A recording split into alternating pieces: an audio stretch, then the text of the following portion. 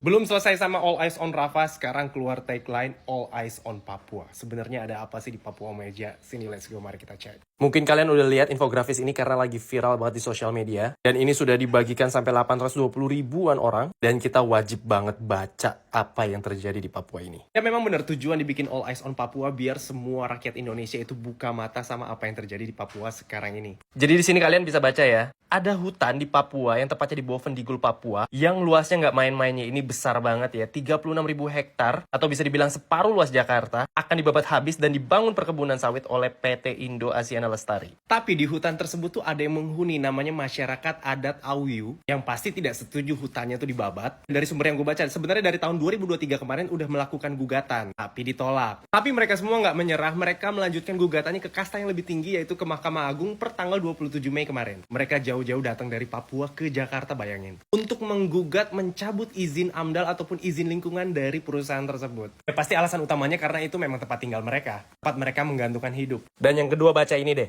Proyek ini tuh berpotensi menghasilkan 25 juta ton CO2 atau karbon dioksida ya, yang sama dengan menyumbang 5% dari tingkat emisi karbon tahun 2030. Dan ini dampaknya bukan main-main ya, bisa langsung berdampak ke seluruh dunia. Dan kalian harus baca ini juga deh, ini miris banget sih sumpah. Masyarakat adat sana tuh bilang gini, kami tidak mau hidup dengan uang. Tanpa uang pun saya hidup bertahun-tahun di hutan. Di Sanghau memang ada beberapa orang tuh yang memang udah bisa bahagia hidup dengan apa yang mereka miliki. Dan sekarang mungkin yang mereka miliki hanya hutan mereka. Kayaknya memang kita harus bantu menyuarakan, jangan biarkan mereka berjuang sendirian. Karena kalau kita nggak bantu viralin, mungkin nggak sih mereka bisa menang di Mahkamah Agung. Dan aksi yang mereka lakukan di depan kantor MA juga damai kok, lihat deh.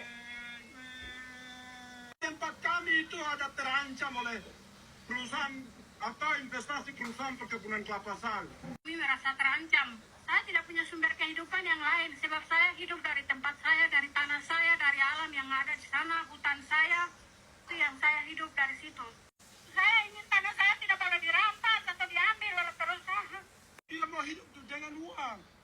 Tapi mau hidup tanpa uang pun saya hidup tahun-tahun di hutan, saya tidak pusing uang, saya bisa hidup. Miris banget kan? Jadi coba ya kita buktikan bahwa Indonesia masih punya hukum yang baik, tidak tumpul ke atas dan runcing ke bawah. Please pantau kasus ini.